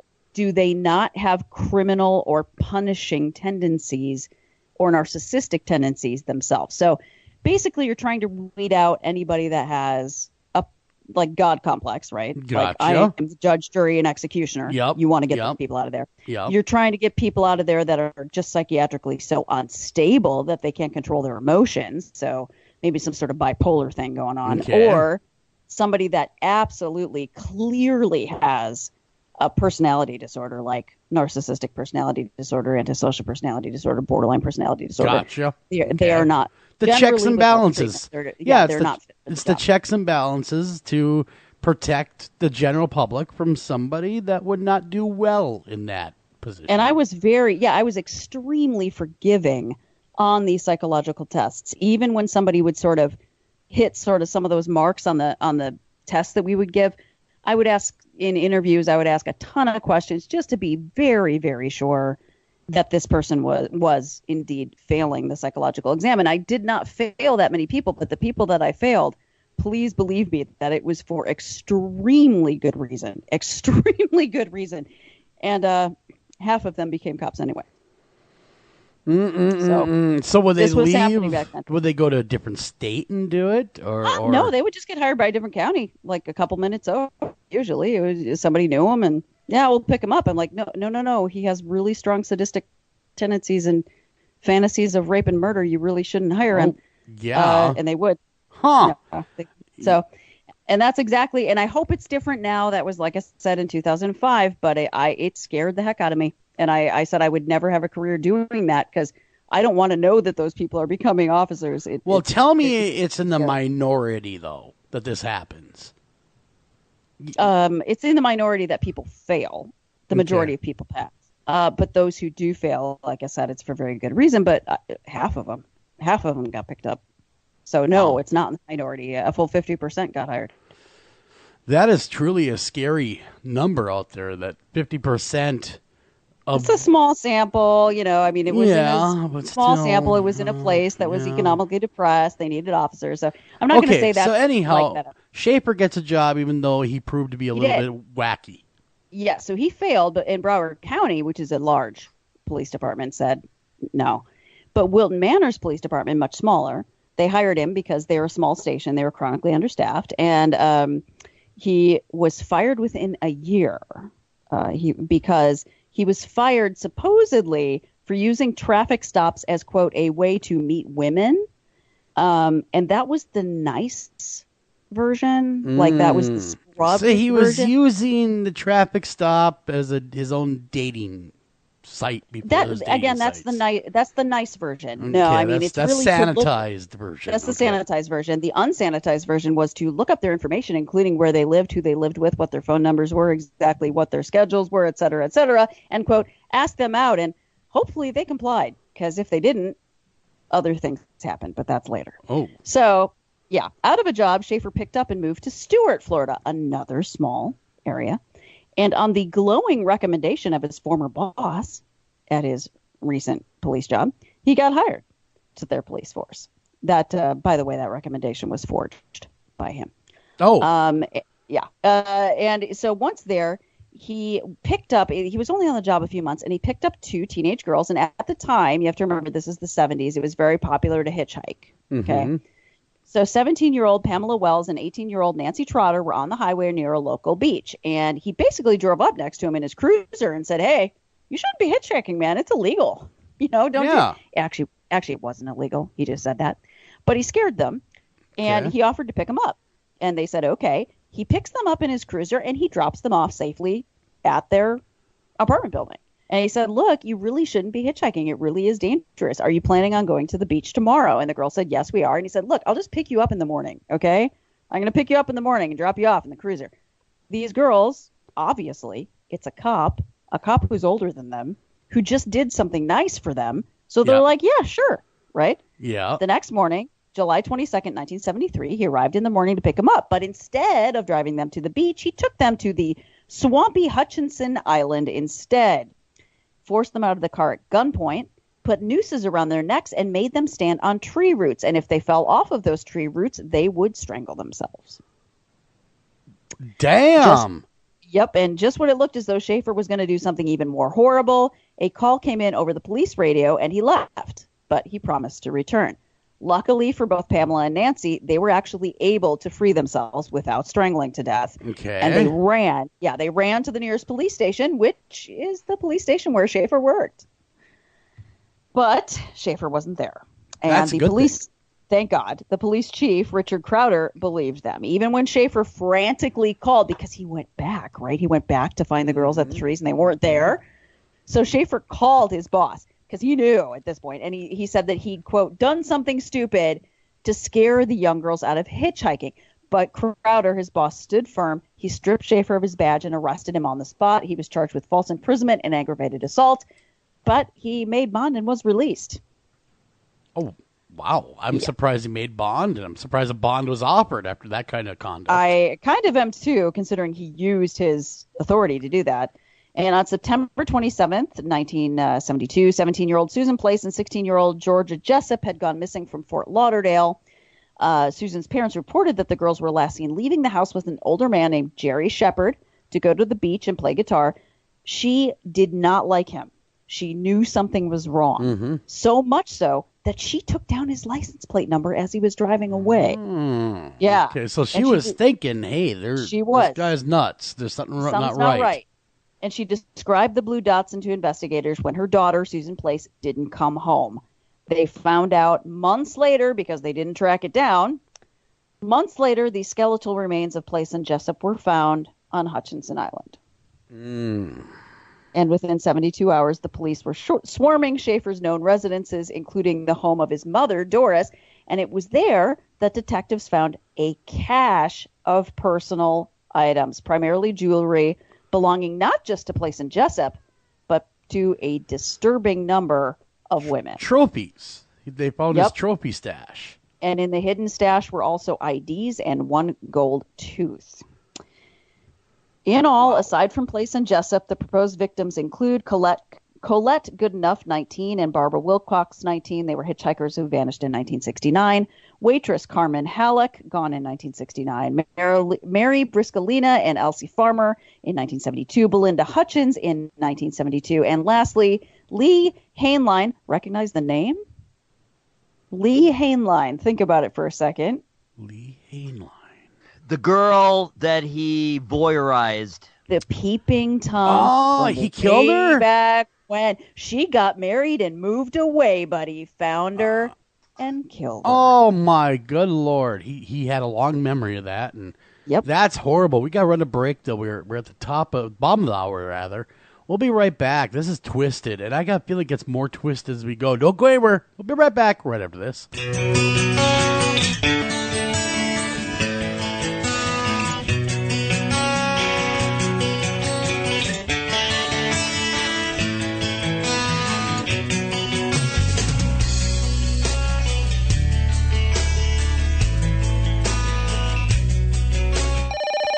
Northern Tool and Equipment. So Daddy's little girl thinks she's going to prom tonight with some punk who calls himself Snake. Yeah, they grow up so fast. Well, not if I can help it, they don't. Okay, here's what you do. When that kid shows up, Dad's going to be doing a few chores around the house. Huh? It doesn't matter the chore. What's important is that it requires the use of a 60cc gas-powered chainsaw and possibly a mask.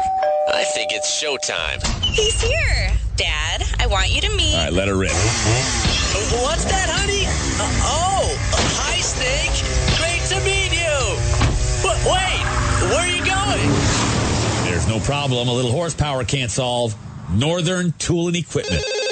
Ranger Station, Ranger speaking. Yeah, hi. I'd like to report a bear sighting. Location. My backyard. Oh, your backyard. Try telling a bear that. I did, and this bear talked back. Talking bear, that's rich. No, wait, it was Smokey Bear. Smokey? Why didn't you say so? I did say so. Continue. I was burning yard waste. No, boy. He told me to burn legally and responsibly, and to remember that if it's too hot to touch, it's too hot to leave. And as always, he's right. You know, 9 out of 10 wildfires are caused by humans. That means 9 out of 10 wildfires can be prevented. Yeah, I know that now. Thanks to me.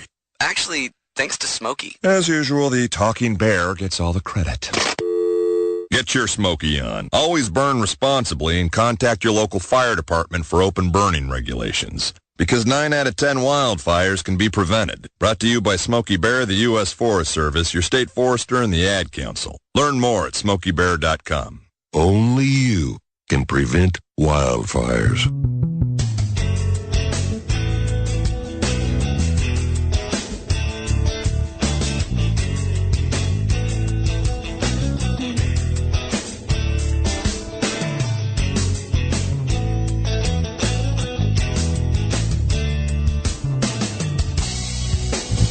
Welcome back to After Hours AM, the Criminal Code. I'm your host, Joel Sturgis, right along with me. Clarissa, are you with me? Eric Olsen. Yeah, and And- Eric left us. He's somewhere in the... for a second. He's dealing with There some he is. personal issues. I'm here. Ah, you are here. Okay, here we go again. Welcome back to After Hours AM, the Criminal Code, everybody. I'm your host, Joel Sturgis, right along with me. Eric Olsen and... Dr. Clarissa Cole. All Welcome right. back. Yeah, welcome. Oh, hell's breaking loose right in the middle of the show. The deluge of hell is broken, and you're right in the path of destruction. Oh, hate that when that happens. Hate that. Actually, I'm very interested to get both of your input. So very briefly, let's just make this a little parenthetical statement here, parenthetical thing. But I'm very interested to hear. We have discussed this before. We have a young woman, my daughter's best friend. She traveled with us to Europe last summer. We are very close to her. We care about her. But she has parents. They are apart, and the father's remarried. And obviously, we get one side of things. We get one person's side of things. We get the child. She's not a child. She's 19. We get the young woman's side of things.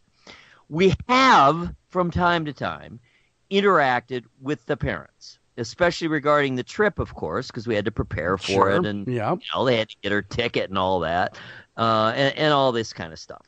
So, we've interacted with them, but we've also been put in a position where we had to the easiest path forward was for us to take care of something for her. Okay. We are now in a situation where she had we said this at the beginning of the show, a traumatic event happened to her at school. Yep. She is suffering clearly from PTSD regarding this traumatic event over the weekend. And the fact is, sadly, she is prone to emotional issues. She has had some of the same issues other different issues, but she has had some of the same issues as our own daughter. So that's part of what draws them together. And I fear they don't always bring out the best in each other, but that's not what we're talking about. The point is this. She institutionalized herself, or admitted herself, I should say, to deal with this, which was very wise. Everyone thinks it's a good idea. My daughter thinks it's a good idea. Everyone thinks it's a good idea. She gets to the place today, this late afternoon.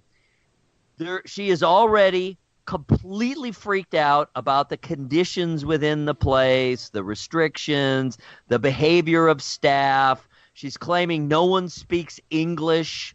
I mean, really? No. Anyway, yeah. And on and on and on. She's acting like anyone else her age that gets admitted. Yeah, I've seen them a lot of times. All right, so the bottom line is, I'm getting frantic, and so is my wife, texts from our daughter.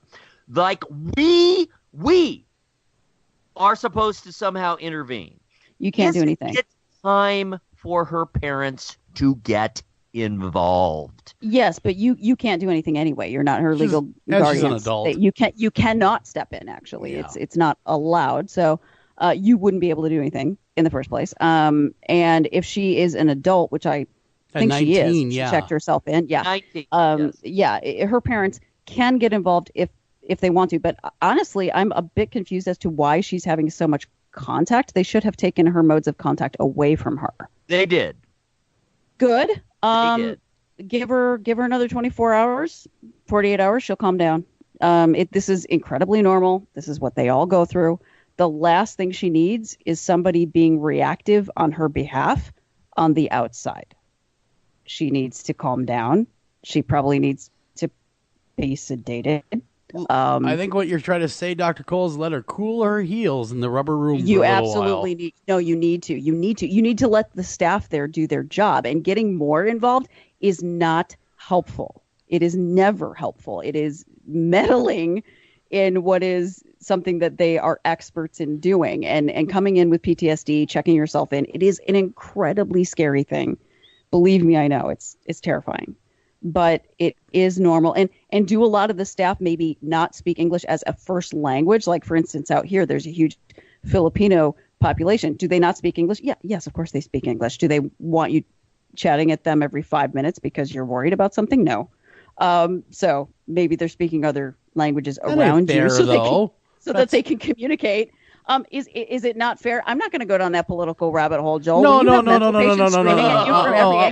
I'm saying, language too. No, what I'm saying is, when you're kind of scared and you're not knowing what's going on, and all you hear is a foreign language that you don't understand, I could honestly see where it would kind of exacerbate the situation a little bit. Joel, do you honestly think that they don't sit her down and explain exactly what the situation is to her, and have her sign papers that explain exactly what the situation is to her? I mean, do you honestly No, I don't believe that at all. That's what I mean. So you know what? She needs to calm down and stop contacting people on the outside because it's not helping her. It's obviously it's with informed consent that she signed herself in. She does need to relax and realize that no one is going to be focusing on her 24/7 because she's one of many patients. Let the process run through. Let it work for you. And it's especially hard on people that are in the teenage years, because when you are in the teenage years, all the focus is supposed to be on you. Man, I'd love to go to Pajama Land. I'd love that. Put my feet up. I just mean that the teenage focus, and I'm not saying this to be accusatory or mean. This is just how it is. The human psyche. Every teenager, for instance, when they take a psychological test, will come out as narcissistic. It doesn't mean that they are. They're not. But the teenage focus is all on themselves. And so she's having trouble focusing on anything but her own anxiety right now. She probably can't see that there are other people around her that are hurting a lot worse than she is. And I think that it might help her to sort of bond with some of the other patients that are there, because the other patients that are there are going to help her a lot too. If she's open to speaking to them. Wow. Yeah. I just want her to communicate with people that are there, because continuing to communicate with people on the outside, it makes her comfortable because she's scared, but she needs to focus on people that know what to do in terms of treatment, not people that are just going to make her feel comfortable for a minute. Mm. Yeah. Good sound advice, Doctor. Very good sound advice. And quite honestly, she's an adult. And in my opinion, anyway, this is just my opinion, being a parent. Sometimes you just got to let the tough love take its course.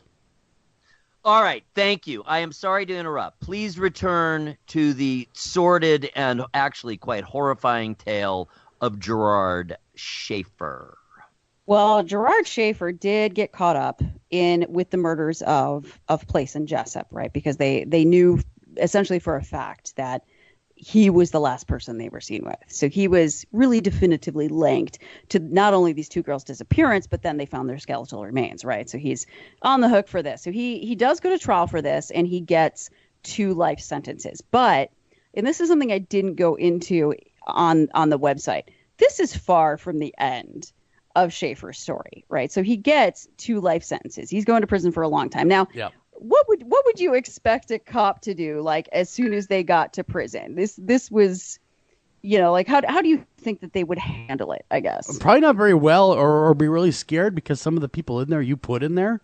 And so, there has to be some fear, right? Yeah, I mean, that's kind of what I was thinking, is that I would want to lay low, sort of. Like, it's not that you can't be prior law enforcement, because we have a lot of people. Honestly, I mean, Ed Kemper actually wanted to be a cop. Edmund Kemper, one of the most notorious serial killers of all time, very much wanted to be a cop, and actually really, to this day, still likes cops, honestly. So you can do it and get along in prison. So I was thinking that maybe he would try to sort of lay low, just sort of, what are my options? But no. First of all, he starts filing like a million different appeals, because why not, right? Yeah. Just clog up the court system. But another thing that Schaefer did that was a little bit confusing to me is he started gathering all of this intel on other inmates. What? He became a snitch? Not just a snitch. Like the snitch. The snitch. Like the most prolific snitch. Like he got info on inmates and he would send it directly to the prosecution. In hopes to lighten his sentence? I mean, why? So that, right, exactly right. I'm like, what? Yes. So he was hoping essentially to ingratiate himself with other cops and get special privileges. And he was convinced that he was going to get out on an appeal. And I mean, maybe he did have reason to believe that. But on top of that, so he is playing like this good cop behind bars, right? And I'm appealing because it's not true. And at the same time, he's writing to one of his ex-girlfriends telling fiction, I put fiction in air quotes for you, about all of these murders that are clearly the murders he committed.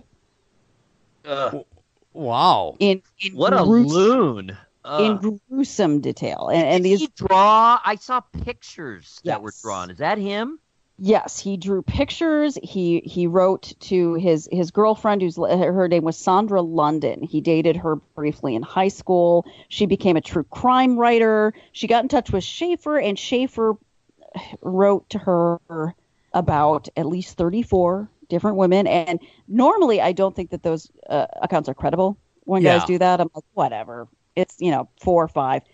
Yeah. I think with Schaefer, it might be. I think it might be credible. What's the time frame? Because what's really interesting and compelling about the way you write the story is we don't know what's going on until he kidnaps those 2 girls who were hitchhiking. And, works his magic with them, on the island. But as it turns out, that had been going on for some time, it appears, right? Yeah, it really had. Yeah, because by the time he gets them, like, clearly his like scheme is pretty evolved, right? He knows where to take them. He has nooses. Yeah. He doesn't feel weird about leaving them there. Like, I would know that this was not his first time at the rodeo just because of the fact that he abducted 2 at one time. It's not his first time. Yeah. We knew that, right? So we know that it stems back to at least 1969. Some people think it started as early as 1967, or he himself admitted to 1968. When he was with the Up With People? Yeah. Oh, he was up with people, all right. and not just that, but this is where it gets really interesting with the whole teacher shenanigans, right? Remember? Yeah. I was telling you? Yep. Okay, so they let him go because this is the official reason. The official reason was that he was teaching his own sort of values and morals to the classes that he had as a teacher. So that was the official reason that they let him go. But the unofficial reason is that he was, quote, going on dates with students. No, that's like the cardinal no-no if you're a teacher. Well, and he was married, too. Yeah. Don't forget, at this time. He was a philanderer with kids. Yeah. He's married, and on top of it, he's asking students out on dates. And there is a student that he asked out on a date that actually told her girlfriends that she was going out on a date with a married teacher. She knew. Yeah, this girl disappeared. Never to be seen again. I bet she did disappear. Yeah. So we know he started at least in 1968 because this student happens to go on a date with him, then never turns up again. He's the last person seen with her. Give me a break. My God. So he started very shortly after he became a teacher. Well, he started, he admitted to killing animals in his youth as well. So what do we learn through this show? That's how it begins.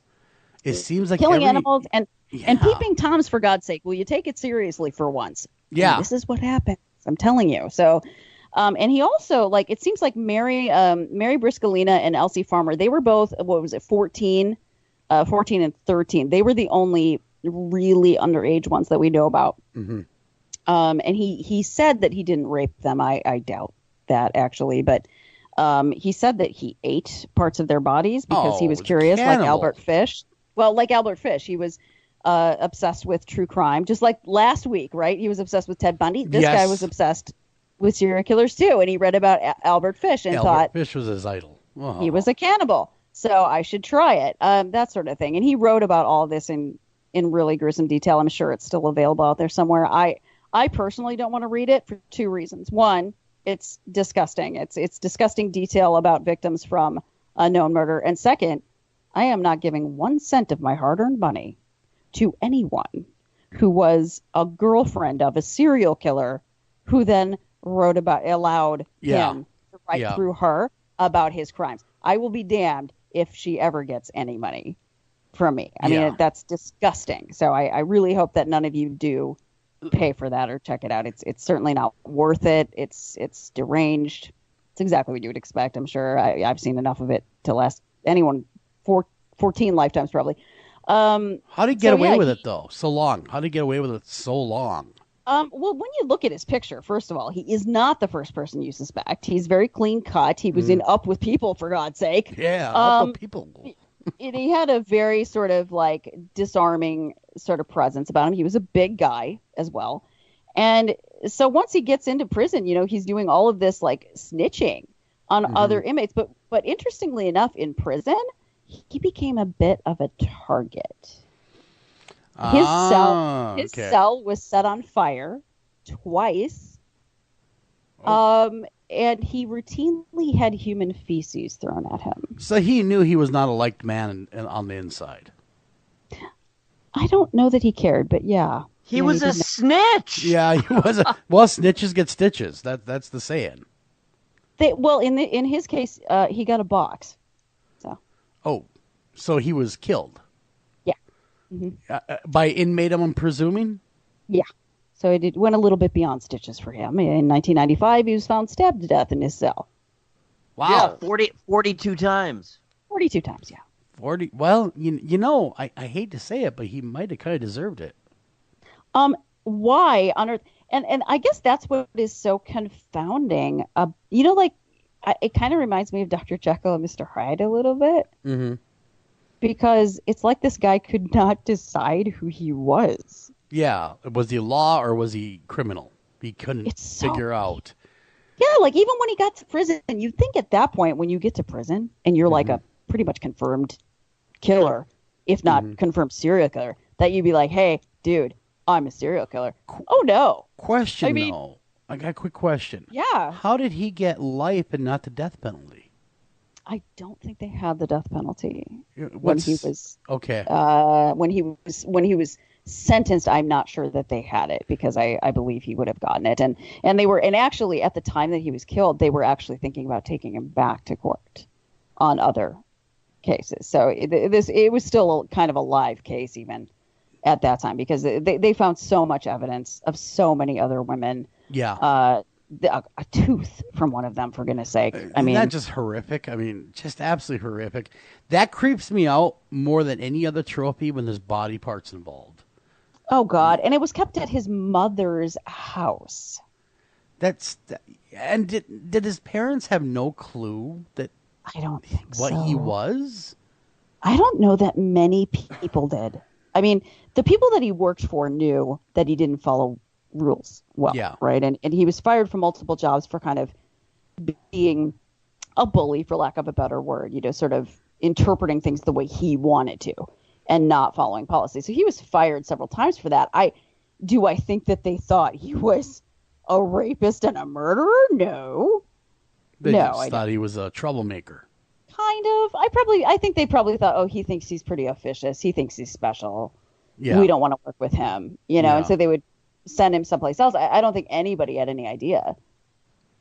Damn. So he flew under the radar for quite some time. I mean, a few years anyway, before he was caught. And his trip up was the girls that got away. That was his undoing. Right. Exactly. And he could have gone on for God knows how long after that. I mean, like I said, this was a practiced routine where he would take 2 girls at a time and had no trouble with that situation. So again, that speaks to me of somebody that has done this multiple times. Nobody starts with 2 people, 2 victims. I mean, it's incredibly rare.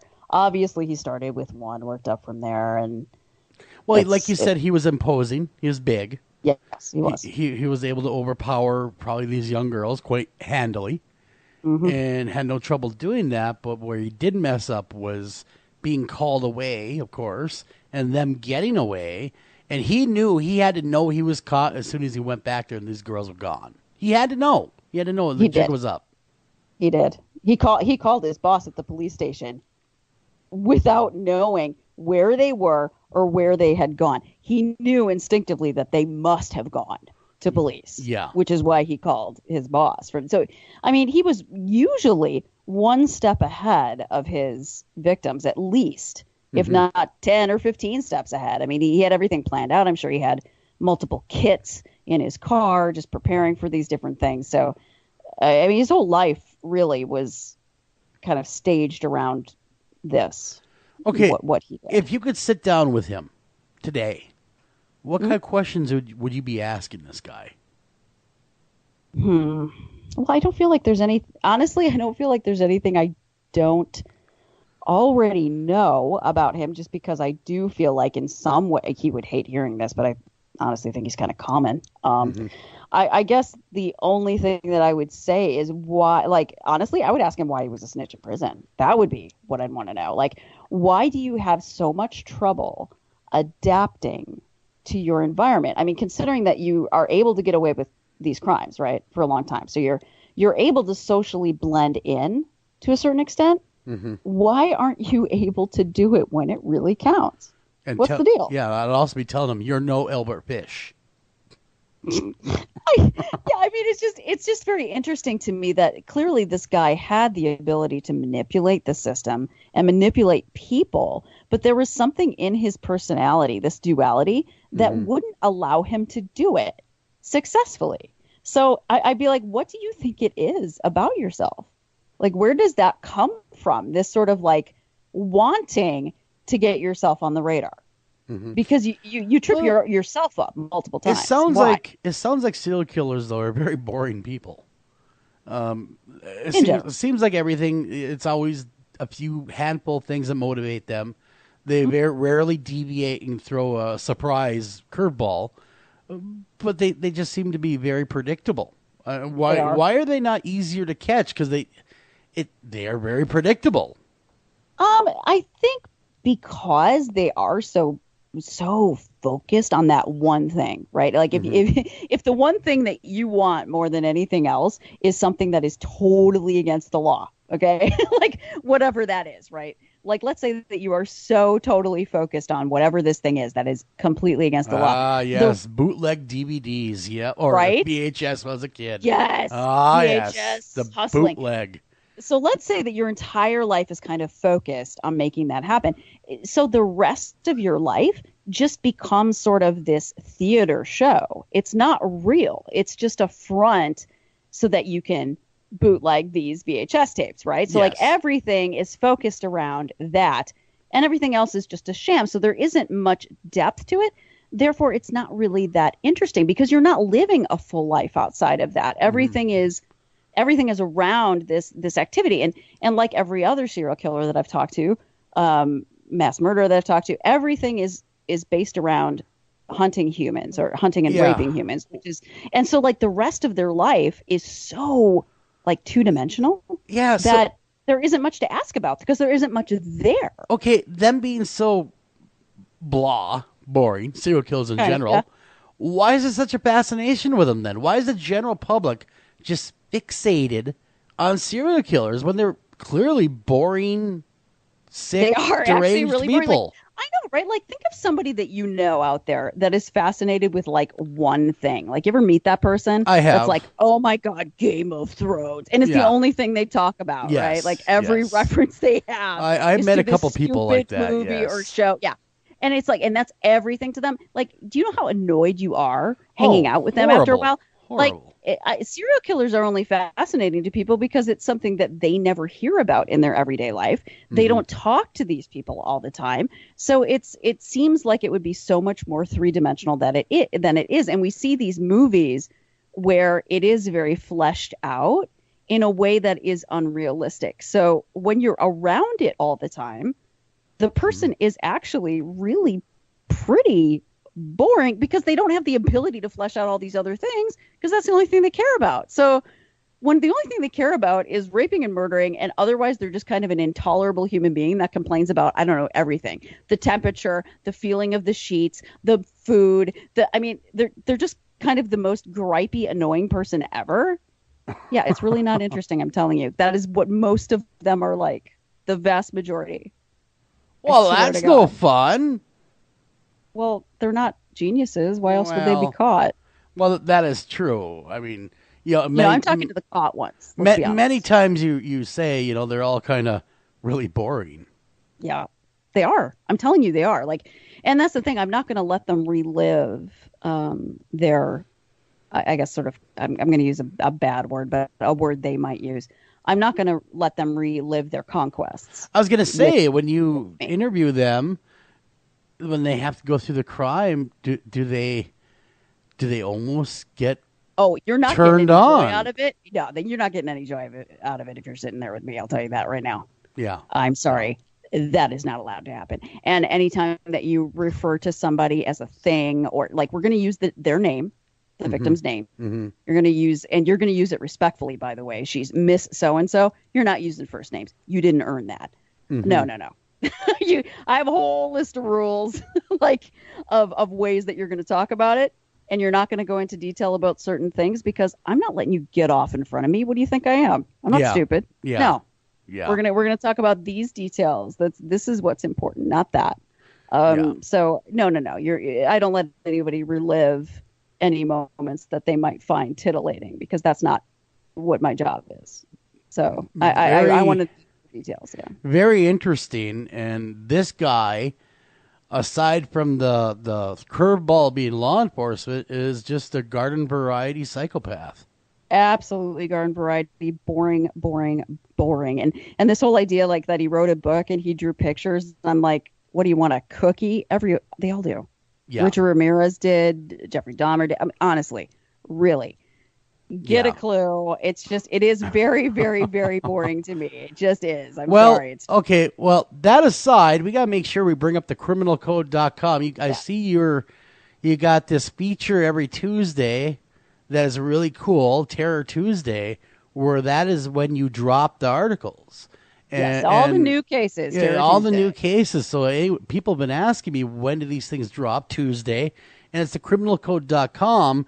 And it's a lot of fun. And if you're into true crime at all, it really is a great place to go to check it out, because it's really unique, because there isn't too many forensic psychologists having a website like you do dedicated to this, where it's kind of like the backstage pass to the insane. Well, and email me questions too. Like lately, I've been getting some crazy good questions for people that read the articles where I'm like, oh my God, become a detective. So yeah, really, be a part of it. Yeah, questions. Yeah, and thank you for listening. Thank you for listening to the show and enjoying us, what we do. And we're gonna get out of here, and we'll talk to you guys next week for more true crime.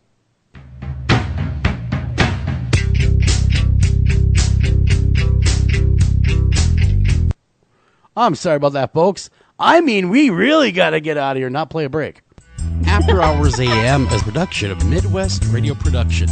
Please like us on Facebook and follow us on Twitter. And please visit www.americas-most-haunted.com.